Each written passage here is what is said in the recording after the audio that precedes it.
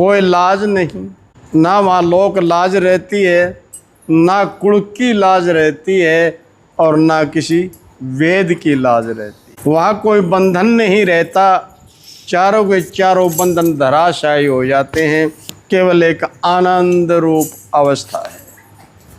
ठीक है, और ये सब कुछ सतगुरु के दरबार में ही नसीब हो सकता है। और अफसोस की बात वहीं पर यूँ जाना ही नहीं चाहता। एक बार की बात है, दिल्ली के अंदर सत्संग हो रहा था। महाराज त्यागी जी गए हुए थे, बिड़ला जी के गुरु थे।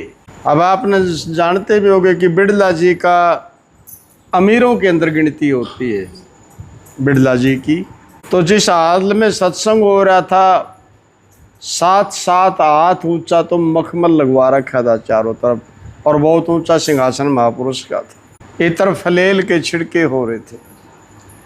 जब त्यागी जी जाकर के आसन के ऊपर विराजमान हुए, देख करके चकाचौंध उस व्यवस्था की हैरान हो गए। बिड़ला जी को खड़ा कर लिया उन्होंने, कहने लगे बिड़ला खड़ा हो जाओ। उठा हाथ कि सदगुरु कृपा करो, हुक्म मेरे लिए क्या है। तो त्यागी जी कहने लगे बिड़ला क्या काम करते हो। कहने लगा जी व्यापार का काम है सदगुरु, आपकी कृपा से। कितना व्यापार है आपका। बिला जी इस देश के असल तो हर जिले के अंदर मेरी फैक्ट्री हो, नहीं हर राज्य के अंदर तो मेरी फैक्ट्री अवश्य ही अवश्य है। कहने लगे वाह खूब, पैसा कितना है आपके पास। तो बिड़ला जी कहने लगे सदगुरु ये तो लेखे जोखे मुनीमों के पास होते हैं, मुनि में बता सकते लेखे जोखे उनके पास होते हैं। कहने लगे अंदाज़ा बताओ, झूठ नहीं बोलना। तो बिड़ला जी कहने लगे सदगुरु आपके सामने मैं क्या झूठ बोलूं, मैं इतना ही अंदाज़ा तो मैं इतना ही अनुमान बता सकता हूं कि लोग ये कहते हैं 3 पीढ़ी को बेटी को खुआ दूं, लेकिन मेरा ये विश्वास है कि 7 पीढ़ी को बेटी को खाना खिला सकता हूं, कुछ करने की ज़रूरत। कहने लगे वाह शाबाश, बड़े गणमान्य लोगों में गिनती होती है आपकी। तो फैक्ट्री में काम कौन करते हैं आपके। बिला जी मजदूर लोग करते हैं, कर्मचारी काम करते हैं। बहुत बढ़िया। तो एक चीज़ बताओ बिड़ला, आप मांस खाते हो। बिड़ला जी कहने लगे सदगुरु मैं मुंह से मांस कहना भी पसंद नहीं करता, खाना तो दूर की बात, बाकी जैसी आपकी कृपा। तो तब त्यागी जी महापुरुष कहने लगे कि बिड़ला तुम झूठ बोलते हो, लोग तो मुर्दा खाते हैं, तुम तो जिंदा मांस खाते हो। नीची गर्दन होगी सदगुरु, मैं समझा नहीं। कहने लगे ये इतना पैसा 7 पीढ़ी को बैठे खिला सकते हो, और काम फैक्ट्रियों में मजदूर करते हैं, ये उन्हीं का खून पसीना तो होगा। कहने लगा जी सो तो है, तो बिला फिर ये उनका मांस नहीं दो और क्या है, लोग तो मरा हुआ खाते तो जिंदा खाने लग रहा है। नीची गर्दन हो गई बिड़ला जी की। भाव यही था कि ये संसार के कहा था कि कोठी बंगले कारों की कमी नहीं रहे जिनके पास में, और वो भी न्यू कहते हैं हम बहुत दुखी संसार में। ये और क्या है, नीची गर्दन हो गई। खैर मेरा आखिरी सवाल, सत्य बोलना।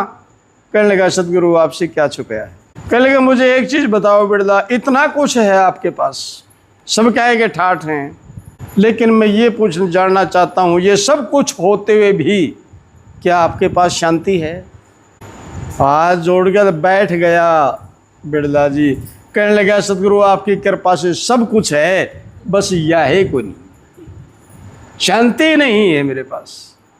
तब त्यागी जी कहने लगे क्यों नहीं है शांति आपके पास। सब क्या है कि तो ठाठ लग रहे हैं, अंबार लग रहे हैं तेरे पास, तो फिर भी शांति क्यों नहीं। तो बहुत सटीक उत्तर था बिड़ला जी का कि सदगुरु मैं ये तो नहीं जानता कि मेरे पास शांति क्यों नहीं, लेकिन मैं इतना जानता हूँ कि मैं टॉयलेट में लेटरिन भी जाता हूँ तो वहाँ भी फ़ोन खड़कते हैं, मैं लेटरिन भी शांति से नहीं जा सकता। ये हाल है इन दौलत वालों का, राम नाम के लिए इनके पास टाइम ही कहाँ समय इनके पास। तब त्यागी जी ने कहा कि बिड़ला जहाँ शांति है वहाँ तुम खोज ही नहीं पाए, और जहाँ शांति है ही नहीं तुम वहाँ पर टकरे मारने लग रहे हो। मिलेगी कहाँ से तुम्हारे को, कदापि भी नहीं मिल सकती, सपने में भी नहीं मिल सकती। तो ये वचन बिड़ला जियों के लगे। उसके बाद इन्होंने अपने में फैक्ट्रियाँ तो कम करी, कहीं सदाव्रत खुलवाए, कहीं मंदिर बनवा दिए, ठीक है, आज भी कई जगह उनके बर्तन मतलब सदा व्रत दिन रात भंडारे चलते रहते हैं। तो परमार्थ के अंदर उस दौलत का उन्होंने यूज किया, तब जाकर के कुछ उनको शांति यानी प्राप्त हुई। तो महापुरुष की वाणी कह रही थी, रे आनंद के भरे हैं अजान ने सतगुरु के दरबार में। सतगुरु के दरबार में तो बुलाया अभी कुछ अंदा, फिर भी इनका टाइम नहीं, क्या घुमा देगा।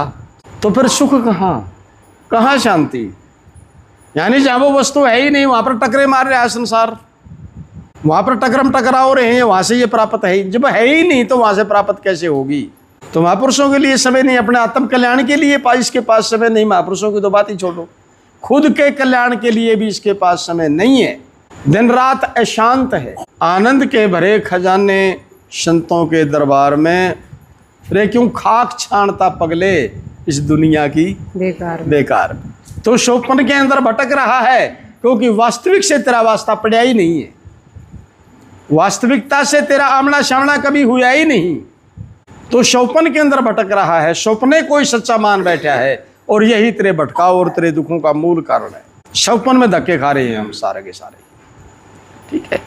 जिस दिन वास्तविकता से सामना हो जाएगा, जिस दिन हम वास्तविकता को पहचान जाएंगे, और उसी दिन ये बात समझ में आएगी कि ये मेरी बहुत बड़ी भूल थी।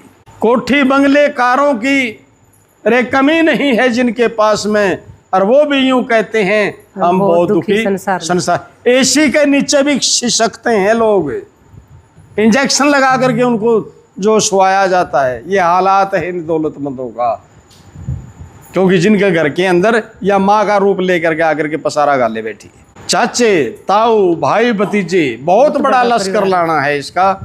चाचे ताऊ भाई भतीजे, बहुत बड़ा परिवार है। रोज कचहरी आपस की तकरार में, क्यों? क्योंकि फिर प्रॉपर्टी के झगड़े छिड़े, या मेरे पाती गिर, यू मेरे हिस्सेकार, यू मेरे हिस्सेकार, फिर कचहरी के अंदर चक्कर काटते रहे। पहले तो खुद बह के मरिया, जिसको इकट्ठी करने के लिए सारी जिंदगी अपनी तबाह करी, रोता रहा, भागता रहा इसके पीछे, खुद मर गया, फिर पछलाई डाक उठी, फिर पछलाई, फिर यानी आप तो मरे, मेरा पछलाएंगे और मेरा मट्टी करके चला गया। तो कहने का भावार्थ यही है, ना तो है सुख इस गृहस्थी के अंदर, और ना सुख है बन में जाएगी।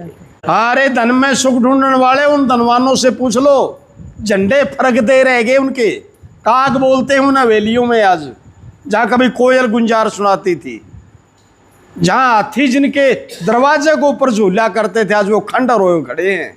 जोड़ लो इसको, कर लो इकट्ठी, कहाँ लेकर के जाओगे, क्या करोगे? काटो लोगों का गढ़, कर लो इकट्ठी, इसने करो बेईमाना लोगों के साथ, लोगों को धोखा देते रहो, आंखें बंद करो लोगों की, भर लो अपनी जेबें, तुम दिखा कहाँ लेकर के जाओगे इसको। अंत में फिर भी यूं के यूं ही जाना है। याद रख, नंगा आया था नंगा जाएगा यहाँ से, ये व्यवस्था है इस जगत की। यहाँ से तू एक सुई भी साथ नहीं लेकर के जा सकता, और ना कहीं नाका लग रहा, अगोड़ा तलाशी होगी, फिर भी नहीं ले जा सकता तो। पर पता नहीं इसके समझ में ही नहीं आ रही। तो ना सुख है इस गृहस्थी के रहसत के अंदर, ना सुख है बन में जाए के। बन में भी सुख नहीं है, क्यों? बन में शेर, गुफा में बिछुआ, बन में जाओ शेर का भय डर लागे, गुफा में बड़े बिच्छू का भय।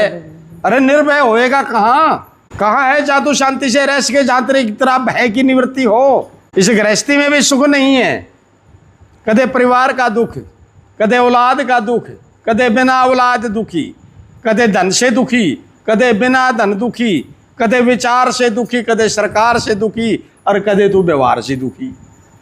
बता सुख है कहाँ? ना सुख है इस गृहस्थ के अंदर, और ना सुख बन में जाए के। गुरु दीप्तानंद समझावा, अगर कहीं सुख है तो वो आत्म विचार के अंदर है। और आत्म विचार कहाँ होता है? आत्म विचार सतगुरु के दरबार में होता है, वहाँ ही जाता ही नहीं।